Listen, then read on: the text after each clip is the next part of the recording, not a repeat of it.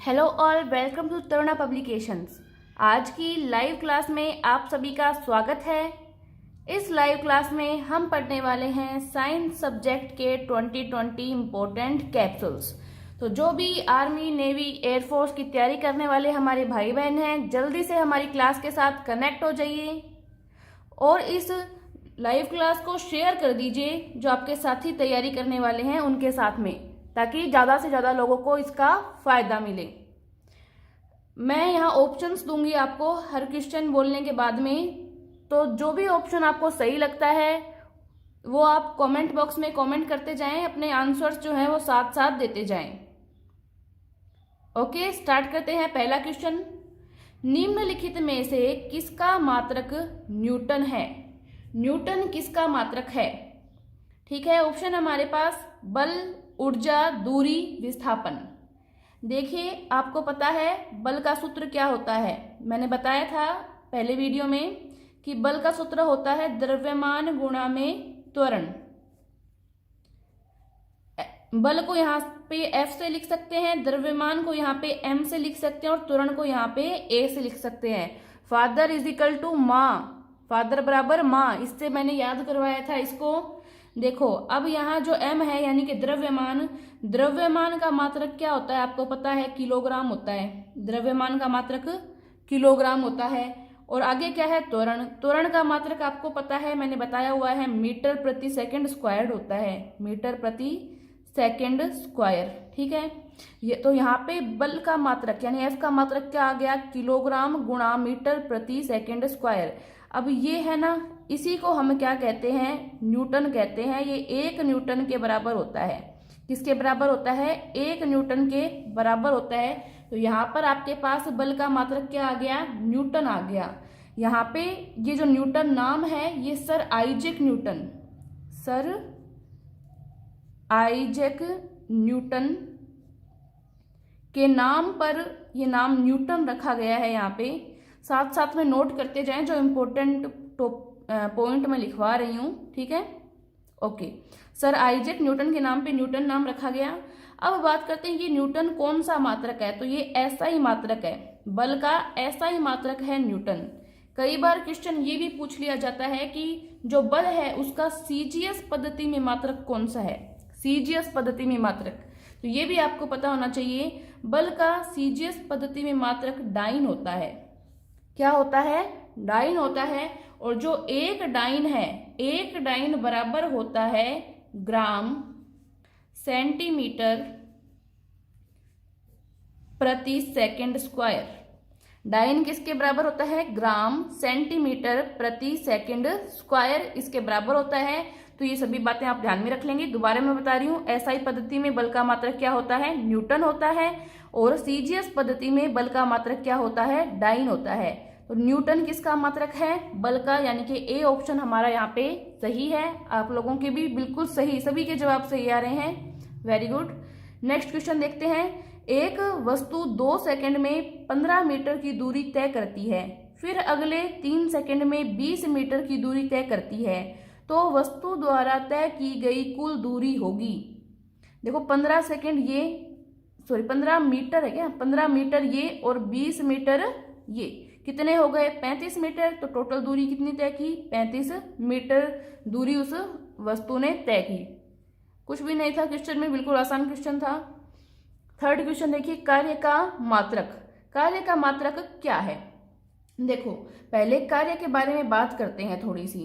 कार्य का सूत्र आपको पता होना चाहिए। कार्य क्या होता है? कार्य होता है बल गुणा में विस्थापन।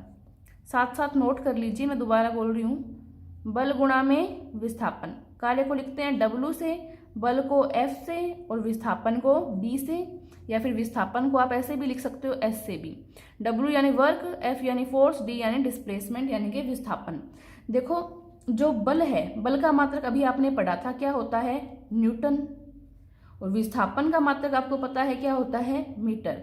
तो न्यूटन गुणा मीटर किसका मात्रक हो गया? W यानी कि कार्य का। न्यूटन गुणा मीटर, कौन सा ऑप्शन सही है? Option number C. ये जो न्यूटन गुणा मीटर है ना, इसको हम जूल भी लिख सकते हैं। क्या लिख सकते हैं? जूल भी लिख सकते हैं। तो ये भी इंपॉर्टेंट है, याद रखना है आपको कि जूल भी किसका मात्रक है? कार्य का मात्रक है। ठीक है, याद रख लेंगे। आगे बढ़ते हैं क्वेश्चन नंबर 4 पे। सभी मूल बलों में सबसे दुर्बल बल कौन सा है?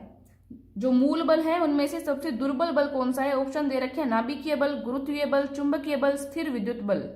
ठीक है, तो पहले आपको पता होना चाहिए मूल बल कितने प्रकार के होते हैं। तो मूल बल जो है वो 4 प्रकार के हैं। मूल बल जो है वो 4 प्रकार के हैं, जिसमें से एक है गुरुत्वाकर्षण बल, गुरुत्वाकर्षण बल। दूसरा है विद्युत चुंबकीय बल, विद्युत चुंबकीय बल। देखो एक ही क्वेश्चन में आपके कई क्वेश्चन तैयार हो जाते हैं, इसलिए मैं ये टेस्ट सीरीज लेके आती हूँ आपकी। ठीक है, तीसरा है प्रबल नाभिकीय बल, चौथा है दुर्बल नाभिकीय बल,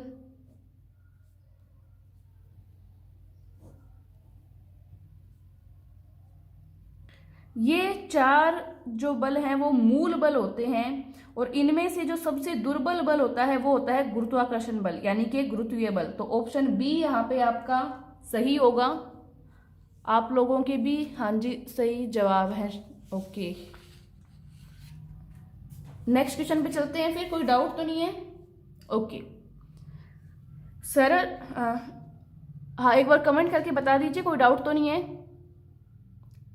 ओके ओके ठीक है, नेक्स्ट क्वेश्चन पे आते हैं। तरंग के प्रकार हैं, तरंग के प्रकार हैं, कितने प्रकार होते हैं तरंग के? तो प्रमुखतः तरंग के 2 प्रकार होते हैं। कितने प्रकार होते हैं? 2 प्रकार।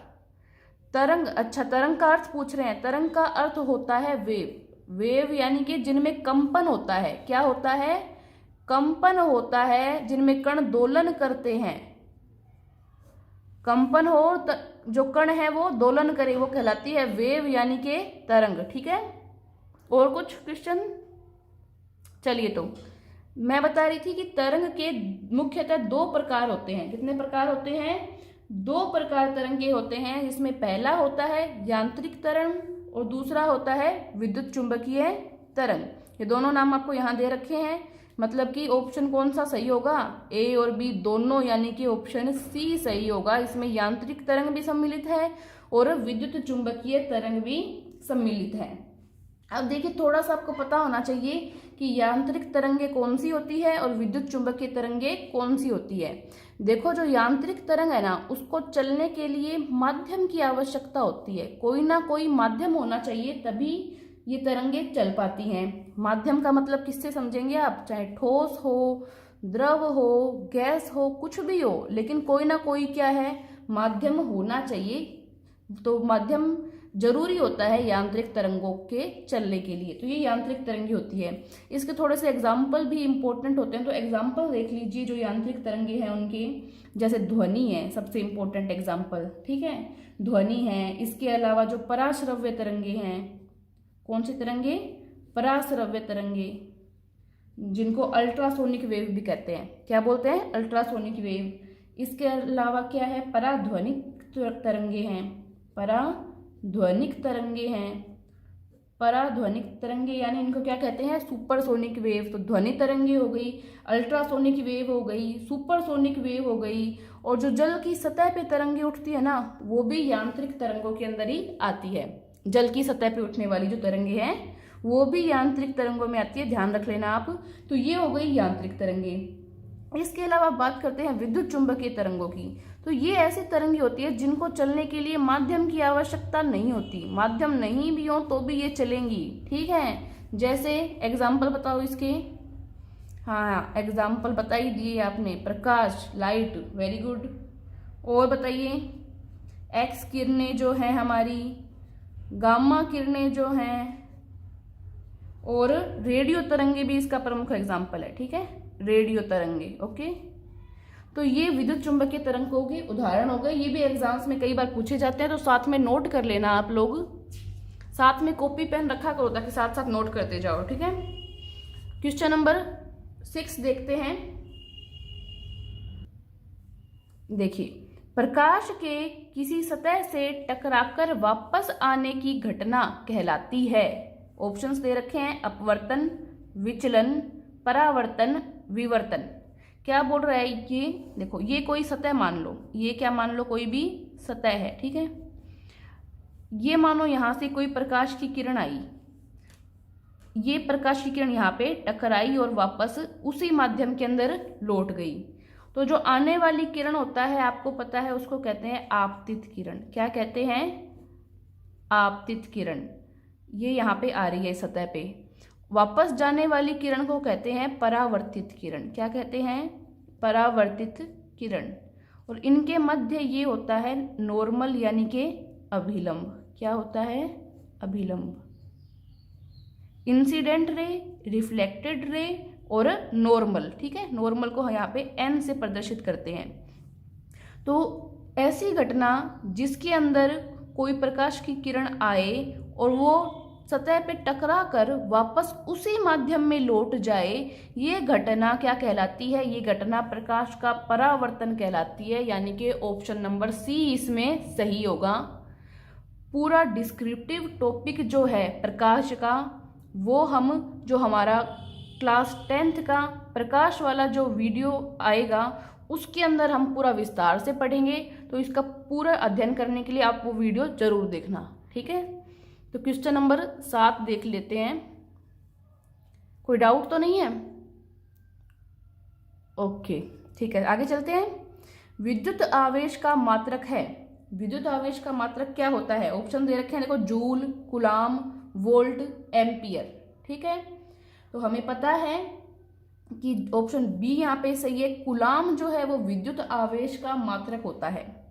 विद्युत आवेश का मात्रक क्या होता है? कूलाम होता है। देखिए, थोड़ी सी बात विद्युत आवेश की भी कर लेते हैं। देखो, 600 ईस्वी पूर्व, 600 ईस्वी पूर्व एक वैज्ञानिक थे। उन वैज्ञानिक का नाम था थेल्स। क्या नाम था? थेल्स। उन वैज्ञानिक ने क्या किया कि दो पदार्थों को रगड़ा। किसको रगड़ा? दो पदार्थों को आपस में रब किया।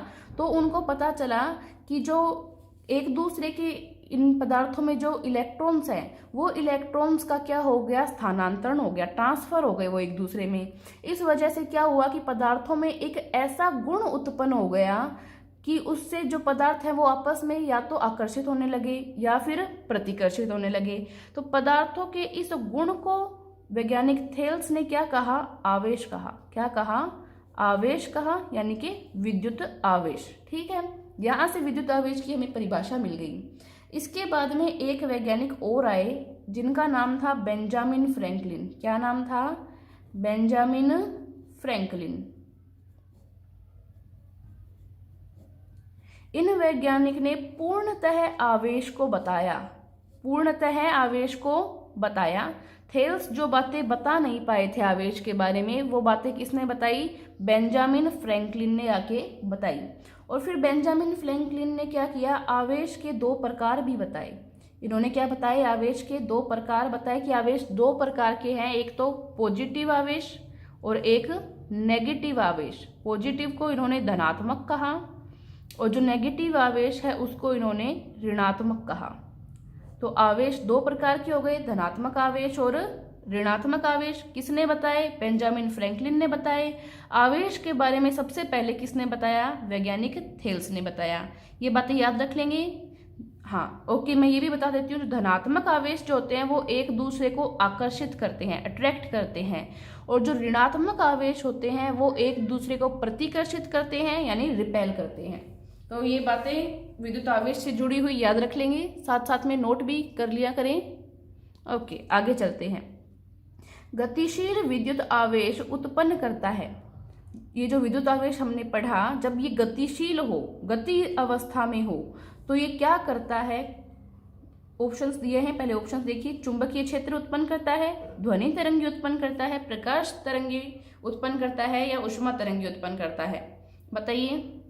ऑप्शन ए बिल्कुल सही, ऑप्शन ए सही है इसमें। तो गतिशील जो विद्युत आवेश है वो चुंबकीय क्षेत्र उत्पन्न करता है। देखिए, जो विद्युत आवेश है इस पर मानसी मैम का लेक्चर आया हुआ है, उसका लिंक नीचे डिस्क्रिप्शन में दिया हुआ है।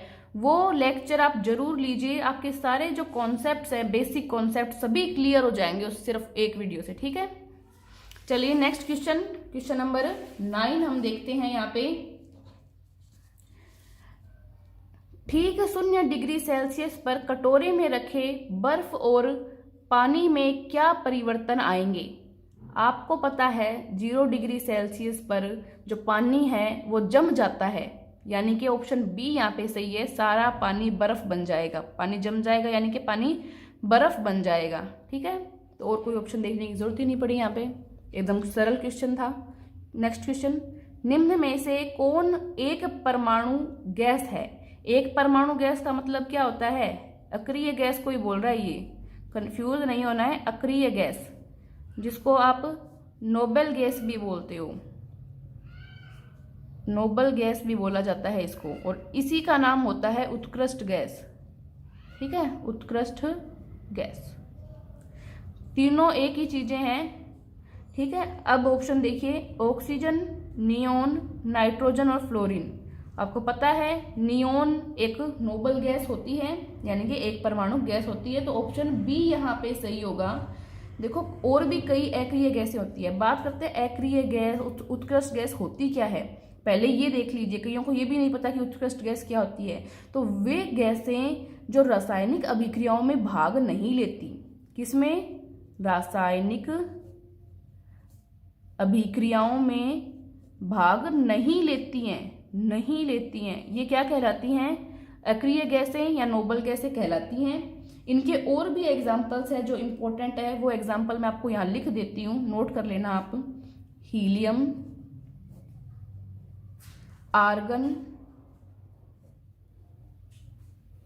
क्रिप्टॉन,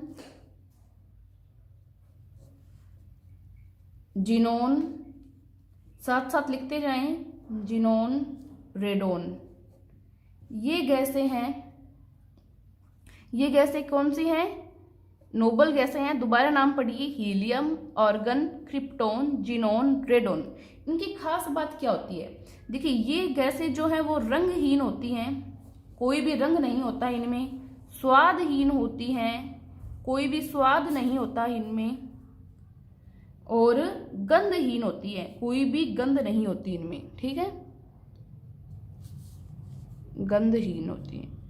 ठीक है, दिख रहा है ना सभी को, एक बार ओके बोल दीजिए, कनेक्शन इज ओके। ठीक है, तो रंगहीन, स्वादहीन और गंधहीन होती है ये गैसें, ये इनकी खासियत होती है। ओके, तो ऑप्शन बी इसमें सही है, नियोन। आते हैं नेक्स्ट क्वेश्चन पे। आवर्त सारणी में क्षैतिज पंक्तियां कहलाती हैं, क्षैतिज जो पंक्तियां हैं, इस तरह से जो पंक्तियां हैं वो क्या कहलाती हैं, ये पंक्तियां कहलाती है आवर्त। क्या कहलाती है, आवर्त। और जो इस तरह से पंक्तियां हैं वो कहलाती है वर्ग। क्या कहलाती है, वर्ग। तो ऑप्शन बी इसमें सही होगा, आवर्त। ठीक है, नेक्स्ट क्वेश्चन देखिए, भौतिक परिवर्तन सामान्यतः होता है। भौतिक परिवर्तन, आपको मैंने भौतिक परिवर्तन पहले भी बताया था, एक बार दोबारा बता देती हूं कि उसमें जो अभिकारक है, अभिकारक यानी कि क्रियाकारक, ये बदलता है उत्पाद में।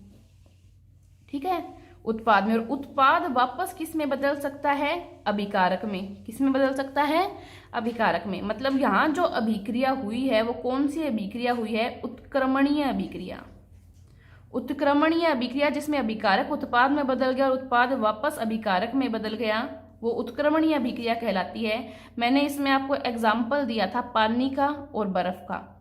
पानी बर्फ बन सकता है और बर्फ वापस पानी बन सकती है, ये कहलाता है भौतिक परिवर्तन। ठीक है, तो इसमें कौन सी अभिक्रिया होगी, उत्क्रमणीय अभिक्रिया, यानी कि ऑप्शन नंबर जो ए है आपका वो बिल्कुल सही है। आपके आंसर्स भी सही आ रहे हैं। ओके, नेक्स्ट क्वेश्चन पे चलें। क्वेश्चन नंबर 13, सिरके में निम्न में से कौन सा अम्ल होता है। सिरके में कौन सा अम्ल होता है, ऑप्शन है ऑक्जेलिक अम्ल, लैक्टिक अम्ल, सिट्रिक अम्ल और एसिटिक अम्ल। देखिए सिरके में एसिटिक अम्ल पाया जाता है। एसिटिक अम्ल की थोड़ी सी बात कर लेते हैं हम यहाँ पे। पहले सूत्र की बात करते हैं। एसिटिक अम्ल का सूत्र क्या होता है, ये कई बार एग्जाम्स में पूछा गया है, इसलिए मैं बता देती हूँ। CH3COOH, CH3COOH ये एसिटिक अम्ल का सूत्र होता है, जिसको एथेनोइक अम्ल क्या नाम है, मैं नाम लिख के दिखा रही हूँ आपको, यहाँ पे साथ में नोट कर लेना आप। एथेनोइक अम्ल के नाम से जाना जाता है, ये इसका IUPAC नाम है, एथेनोइक अम्ल। ठीक है, तो एसिटिक अम्ल का सूत्र क्या है, CH3COOH, यानी कि एथेनोइक अम्ल ये एक कार्बनिक अम्ल है। कौन सा अम्ल है, कार्बनिक अम्ल है, और ये इसका IUPAC नाम है। देखो, एसिटिक अम्ल सिरके में पाया जाता है, इसीलिए सिरके के जो गंध होती है सिरके की वो बहुत तीखी होती है। क्या होती है, बहुत तीखी होती है। मैं लिख देती हूँ यहाँ पे इसके गुण, तीखी खुशबू, तीखी गंध होती है, और जो स्वाद होता है वो खट्टा स्वाद होता है। ठीक है, मैं लिख रही हूँ यहाँ पे ताकि आप लोग साथ साथ में नोट कर लें। जो क्वेश्चंस पूछे जा सकते हैं एग्जाम में वो सभी मैं यहाँ पे लिख रही हूँ। तो एक क्वेश्चन पढ़ने का मतलब ये नहीं कि सिर्फ आपको एक ही क्वेश्चन पढ़ना है, आपको इससे जुड़े हुए जो बाकी क्वेश्चंस है वो भी साथ साथ में सॉल्व करते जाना है। ठीक है, तो नेक्स्ट देखते हैं क्वेश्चन नंबर 14। भू प्रॉपर्टी में प्रचुर मात्रा में उपलब्ध धातु है, SI Fe Al Cu, कौन सी सही है, एल्यूमिनियम। ओके, तो ऑप्शन नंबर सी एल्यूमिनियम सबसे प्रचुर मात्रा में पाई जाती है।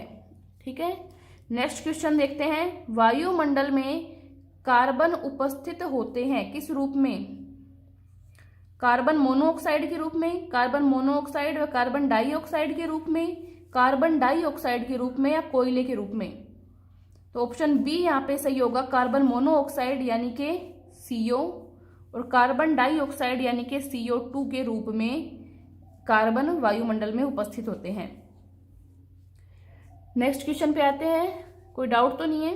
ओके, निम्नलिखित में से कौन सा विकल्प ग्रीन हाउस गैस नहीं है, ग्रीन हाउस गैस कौन सी नहीं है इनमें से। ये क्वेश्चन बहुत सारे एग्जाम्स में आया हुआ है, बार बार रिपीट हो रहा है, फिर भी बच्चे इसमें कंफ्यूज हो जाते हैं, तो सही से याद रखो इसको। देखो, carbon dioxide gas green house gas का हिस्सा है, ओके, मैथेन भी है, क्लोरोफ्लोरोकार्बन भी है, तो कौन सी नहीं है, ऑक्सीजन नहीं है। कौन सी नहीं है, ऑक्सीजन नहीं है, याद रख लेंगे अब। ठीक है, नेक्स्ट क्वेश्चन पे आते हैं, क्वेश्चन नंबर 17 है। जीवन कहा जा सकता है, अमूर्त है। अमूर्त मतलब देखो, एक होता है मूर्त और एक होता है अमूर्त। अमूर्त, ठीक है। मूर्त तो वो होता है जो आपके सामने हो, आप सिर्फ उसके बारे में तभी सोच सको।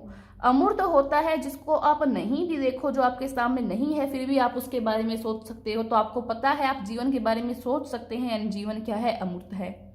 नेक्स्ट है, जीव द्रव्य की जैविक दशा है। जैविक दशा बिल्कुल सही है। वह शब्द जो सजीवों और निर्जीवों को पृथक करता है, ये भी बिल्कुल सही है। तो ऑप्शन नंबर डी सारे सही हैं, उपरोक्त सभी इसमें सही आंसर होगा आपका।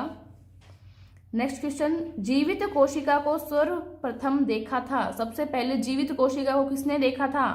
वेरी इंपॉर्टेंट क्वेश्चन लगा लीजिए इसके ऊपर, ल्यूवेनहोक ने देखा था सबसे पहले जीवित कोशिका को, ल्यूवेनहोक सही आंसर है इसमें। नेक्स्ट क्वेश्चन देखते हैं, मानव में उपस्थित लार ग्रंथि नहीं है। ये नहीं वर्ड देखना कई बार बच्चे भूल जाते हैं, ये नहीं देख लिया करो, इसके कारण क्वेश्चन गलत होता है। ठीक है, ए ऑप्शन देखिए, पैरोडिट ग्रंथि, इंफ्रा ऑर्बिटल ग्रंथि, सब मैंडिबुलर ग्रंथि, सब लिंगुअल ग्रंथि। तो ऑप्शन बी इसमें सही है। ठीक है, नेक्स्ट क्वेश्चन देखते हैं, क्वेश्चन नंबर 20, निम्नलिखित में से ऊर्जा उत्पादन हेतु कोशिकीय ईंधन होता है। ऊर्जा उत्पादन हेतु कोशिकीय ईंधन, प्रोटीन, कार्बोहाइड्रेट, विटामिन ए और बी दोनों। तो सही ऑप्शन इसमें बी होगा। देखो, कई लोग ए और बी दोनों बताएंगे, लेकिन जो प्रोटीन है वो तब काम आता है जब जो सेल्स हैं, कोशिकाएं हैं, उनकी डेथ हो जाती है, तो नई कोशिकाओं को बिल्ड करने में काम आता है प्रोटीन। ठीक है, तो कार्बोहाइड्रेट जो है वो ईंधन के रूप में काम करता है, कोशिकाओं को ईंधन पहुंचाता है, ईंधन का निर्माण करता है, जो कि क्या है, ऊर्जा उत्पादन के लिए आवश्यक है। किसके लिए, ऊर्जा उत्पादन के लिए आवश्यक है। तो ऊर्जा उत्पादन किससे होती है? कार्बोहाइड्रेट से होती है। तो इसमें ऑप्शन बी ये आपकी फर्स्ट प्रायोरिटी रहनी चाहिए। ठीक है, ऑप्शन नंबर बी। अगर ऐसे आए ऑप्शन में सिर्फ अकेला कार्बोहाइड्रेट नहीं दिया हुआ हो और प्रोटीन और कार्बोहाइड्रेट साथ में दिए हुए हों, तब आप फिर ऐसे कर सकते हैं कि उसको चूज कर सकते हैं। लेकिन फर्स्ट प्रायोरिटी में हमें यहाँ पे बी चूज करना है, कार्बोहाइड्रेट। तो इस प्रकार हमने आज की इस लाइव क्लास में 20 क्वेश्चन कंप्लीट कर लिए हैं। ठीक है, और इन 20 क्वेश्चन में एक एक क्वेश्चन में हमने 4-4, 5-5 क्वेश्चंस को भी कंप्लीट किया है। तो आप ये मानिए कि 100 क्वेश्चन आपके एक वीडियो में तैयार हो जाते हैं, क्योंकि क्वेश्चन किसी भी तरह से आ सकता है, सीधे क्वेश्चन नहीं आते हैं आजकल, क्वेश्चन किसी भी तरह से आ सकता है। इसलिए मैं एक क्वेश्चन में ही बाकी सारे क्वेश्चंस जो हैं वो कवर करवा देती हूँ। तो हमारी जो क्लासेस हैं उनको ज़्यादा से ज़्यादा आप शेयर करते रहिए, ताकि हम जो मेहनत कर रहे हैं वो भी सफल हो और ज़्यादा मेहनत करें हम आप सभी के लिए। तो वीडियोस पसंद आते हैं तो उनको लाइक भी कर दीजिए। अभी तक अगर चैनल को सब्सक्राइब नहीं किया है तो मैं फिर बोल रही हूँ, चैनल को जल्दी से सब्सक्राइब कर लीजिए। बने रहें तरुणा पब्लिकेशंस के साथ। धन्यवाद।